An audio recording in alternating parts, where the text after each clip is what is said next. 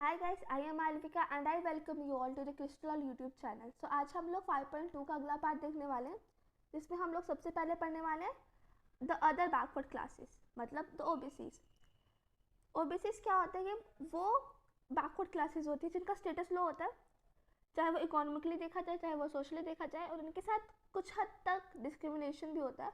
पर इनका मतलब एक्सट्रीम फॉर्म ऑफ डिस्क्रिमिनेशन इनके साथ नहीं होता, जैसे कि अनटचेबल्स के साथ होता था। ये वो सर्विस और आर्टिशनल कास्ट होती है जो कास्ट हायरार्की के लोअर रंग्स होती है। अब ये बैकवर्ड होती है और इनके बैकवर्डनेस का केवल एक रीज़न कास्ट नहीं है, हाउएवर जो सोशली और एजुकेशनली भी बैकवर्ड है।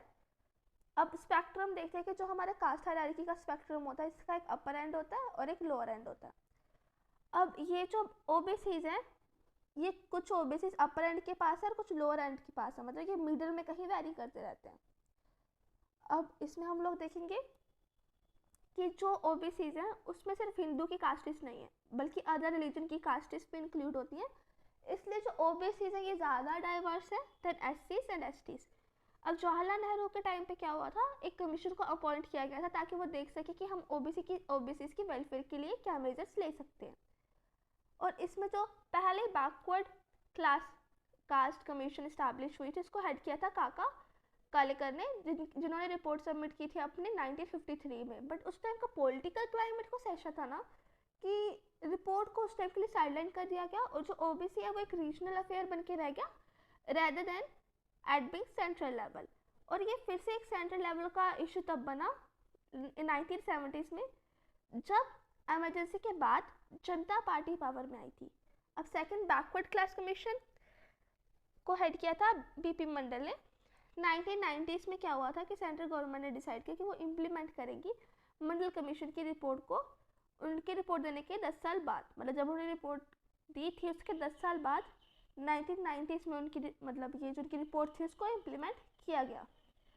अब देखते हैं कि जो हमारी नेशनल पॉपुलेशन है उसका 41% तो ओबीसीज ही हैं, और जो ओबीसीज है वो मोस्टली हर स्फेयर्स में अंडर रिप्रेजेंटेड है except land holding and politics. अब वो बोलते हैं कि जो अपर ओबीसीज होते हैं ना, ये डोमिनेंट होते हैं रूरल एरियाज में, और जो अपर ओबीसीज और लोअर ओबीसीज के बीच में डिस्पैरिटीज होती है वो बहुत ज़्यादा होती है। हाउएवर जो अर्बन ओबीसीज है ना, इनकी कंडीशन एससीज और एसटीज से ज़्यादा मिलती है रैदर देन अपर कास्ट। अब हम लोग देखते हैं आदिवासीज की स्ट्रगल को पढ़ेंगे। सो आदिवासीज को हम लोग क्या बोलते हैं, जना, ये ट्राइब्स, जिसका मतलब क्या होता है, पीपल ऑफ फॉरेस्ट। तो इनका हैबिटेट कहाँ होता है, mostly hill and forest areas में, और इनका जो social economic and political attributes होते हैं ये मेन स्ट्रीम सोसाइटी से बहुत अलग होते हैं। अब इनका भी कंप्लीट आइसोलेशन पॉसिबल नहीं है। अगर हम अब देखते हैं कि जो हमारे नॉर्थ ईस्टर्न स्टेट्स हैं ना, इनको छोड़ के कोई ऐसा एरिया नहीं है कंट्री में जो कि एक्सक्लूसिवली इनहेबिटेड किया जाए ट्राइबल पीपल से। मतलब जो नॉर्थ ईस्टर्न स्टेट्स है ना, यही ऐसा रीजन जहाँ पे ट्राइबल पॉपुलेशन मोस्टली कंसनट्रेटेड है। अब देखते हैं कि जो नॉन माइग्रेंट ट्राइबल्स होते हैं, ये ट्राइबल एरियाज में माइग्रेट कर जाते हैं in search of in employment, I mean employment और एनीथिंग। सो मोस्टली ये चीज़ देखेगी सेंट्रल इंडिया वाले पार्ट में। और जो ट्राइबल्स होते हैं ये माइग्रेट कर जाते हैं किसी और रीजन में काम के लिए, माइंस में काम करने के लिए, फैक्ट्रीज में काम करने के लिए। अब लेट 19th सेंचुरी में क्या हुआ कि ब्रिटिश गवर्नमेंट ने स्टार्ट कर दिया फॉरेस्ट को रिजर्व करना टिम्बर प्रोडक्शन के लिए। इससे ट्राइबल्स की कंडीशन पुअरर और पुअरर होती गई। अब एक्सपेक्टेड तो ये था कि इंडिपेंडेंस के बाद ट्राइबल लाइफ ईजी हो जाएगी, जबकि ऐसा नहीं हुआ। गवर्नमेंट की मोनोपोली कंटिन्यू रही फॉरेस्ट के ऊपर, और उनका एक्सप्लॉयटेशन ट्राइबल लोगों का बढ़ता ही गया। अब जब इंडस्ट्रियलाइजेशन आया तो इट्स ऑब्वियस हमें मिनरल रिसोर्सेज की नीड पड़ेगी और पावर जनरेट करने की नीड पड़ेगी। अब ये जो नीड थी ये फुलफिल हो सकती है सिर्फ आदिवासी के एरिया से, इसलिए जो आदिवासी की लैंड थी उसको एक्वायर कर लिया गया और वहाँ पर नए माइनिंग और डैम प्रोजेक्ट्स चलाए गए। अब इन आदिवासी को डिस्प्लेस कर दिया अपनी जगह से in the name of national development and economic growth, और इनको एक अप्रोप्रिएट कंपेंसेशन भी नहीं दिया गया। जैसे कि हम लोग देखते हैं प्रोजेक्ट्स जैसे कि सरदार सरोवर डैम जो कि रिवर नर्मदा पे था वेस्ट इंडिया में, और पोलावरम डैम जो गोदावरी रिवर पे था आंध्र प्रदेश में। इसकी वजह से हज़ारों आदिवासी अपनी जगह से उनको डिस्प्लेस होना पड़ा।